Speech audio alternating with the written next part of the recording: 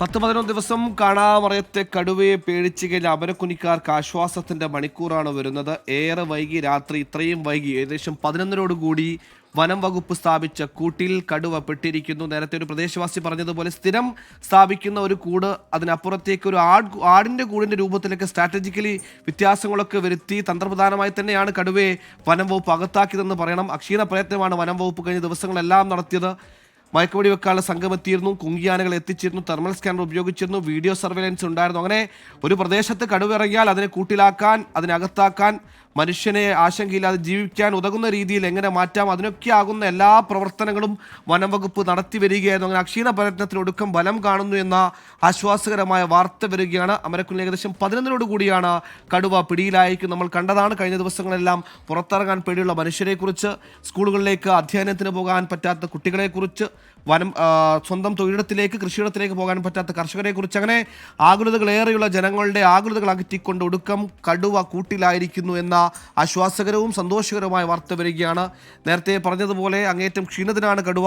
ഈ കഴിഞ്ഞ 10-11 ദിവസത്തിനിടയിൽ 5 ആടുകളെ വേട്ടയാടിയെങ്കിലും ഇതിൽ ഒരാടിനെ മാത്രമാണ് പൂർണ്ണമായും ഭക്ഷിച്ചതെന്ന് മനസ്സിലാക്കുന്നു. അത്രത്തോളം ശാരീരികമായ ആവശ്യതകൾ നേരിട്ടിരുന്നു. അതുകൊണ്ട് തന്നെ ആയിരിക്കും മനുഷ്യന് നേരെ ഒന്നും ചാർജ് ചെയ്യാത്തത് നമുക്ക് ആശ്വസിക്കാം.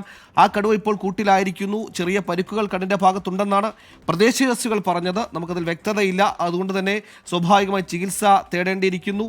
ഈ കടുവയെ സുരക്ഷിതമായ ഇടത്തേക്ക് മാറ്റി ചികിത്സ നൽകി തുടർ നടപടികൾ സ്വീകരിക്കേണ്ടി വരും. അങ്ങനെ വയനാട്ടിൽ ഇത്തരത്തിൽ കടുവ ഇറങ്ങുന്ന സംഭവങ്ങൾ നിരവധിയാണ്, നിരന്തരമാണ്. ഇതിന് മുമ്പ് 2024 അജീഷിനെയും ലക്ഷ്മണൻ്റെയും അങ്ങനെ എണ്ണിയാലൊടുങ്ങാത്ത പേരുകളുടെ പട്ടികകൾ തന്നെയുണ്ട്. ഈ കാട്ടാനയും കടുവയും കാരണം ജീവൻ പൊലിഞ്ഞ മനുഷ്യർ.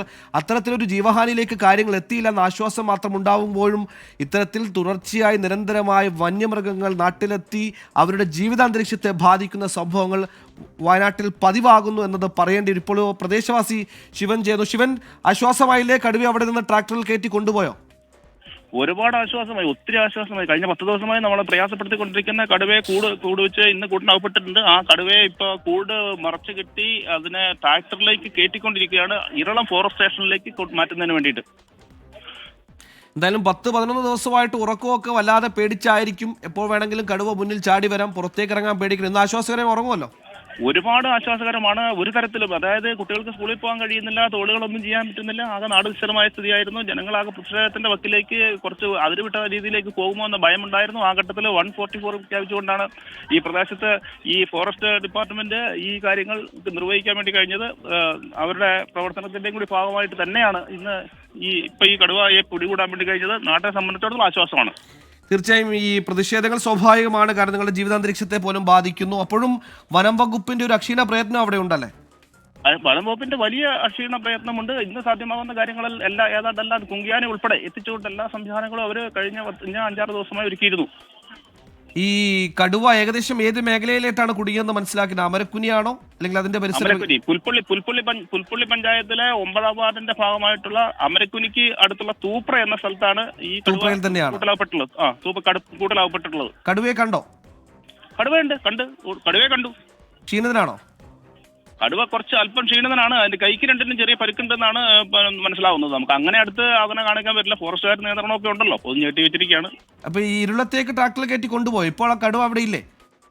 ഇപ്പോഴുണ്ട്. ഇറളത്തേക്ക് ഇപ്പൊ കൊണ്ടുപോകാൻ വേണ്ടി ട്രാക്ടറിലേക്ക് പിക്ക് ചെയ്തുകൊണ്ടിരിക്കുകയാണ്. ട്രാക്ടർ ഇത് ഈ ട്രാക്ടർ ചെല്ലുന്ന സ്ഥലത്തല്ല, തോട്ടത്തിലാണല്ലോ ബോക്സ് ഇരിക്കുന്നത്. അപ്പൊ നടപടിക്രമങ്ങൾ നടന്നുകൊണ്ടിരിക്കുകയാണ് അവിടെ. ഇതിനെ ലിഫ്റ്റ് ചെയ്യുന്ന പരിപാടികൾ നടന്നുകൊണ്ടിരിക്കും. ഒന്നും നടപടിക്രമങ്ങൾ അങ്ങനെയല്ല, ഇതിനെ ലോഡ് ചെയ്യണം വണ്ടിയിലേക്ക്. ഇവിടെ നിന്ന് കൊണ്ടുപോകും. അവർ കുപ്പാടിയുള്ള അവരുടെ ഫോറസ്റ്റ് ഈ ക്യാമ്പിലേക്കായിരിക്കും മിക്കവാറും കൊണ്ടുപോകുക. അവിടെ ഒരു കടുവ സംരക്ഷണ സംവിധാനം ഉണ്ട് ഫോറസ്റ്റിന്. ഓക്കെ, ശിവനി കടത്തിൽ പ്രതികരിച്ച് എന്തായാലും ആശ്വാസകരമായ വാർത്ത. ശിവനടക്കമുള്ള, നേരത്തെ സംസാരിച്ച ഗോപാലനടക്കമുള്ള ഒരുപാട് പരിസരവാസികൾക്ക്, പ്രദേശവാസികൾക്ക് അവരുടെ കഴിഞ്ഞ 10-11 ദിവസമായി അവർ മനസ്സിൽ കൊണ്ട് നടക്കുന്ന ഭീതിയില്ലാതെ സ്വസ്ഥമായി സമാധാനമായി കടുവാഭീതി ഇല്ലാതെ കഴിയാമെന്ന ആശ്വാസ വാർത്ത വരുന്നു. സുർജിത്ത് നമ്മോടൊപ്പം തുടരുന്നുണ്ട്. സുർജിത്ത്, ഇപ്പോൾ ഈ തോട്ടമേഖലയിലാണ്, അവിടെ ഈ ട്രാക്ടറിന്റെ കാരിയർ എത്തിച്ച് അതിന് ലിഫ്റ്റ് ചെയ്യുക എന്നുള്ളതൊക്കെ അല്പം ബുദ്ധിമുട്ടേറിയ കാര്യമാണ്. ഈ നടപടിക്രമങ്ങൾ അവിടെ പുരോഗമിച്ചുകൊണ്ടിരിക്കുന്നു എന്നാണ് പ്രദേശവാസികളിൽ നിന്ന് മനസ്സിലാക്കിയത്. അങ്ങനെ തന്നെയല്ലേ കാര്യങ്ങൾ?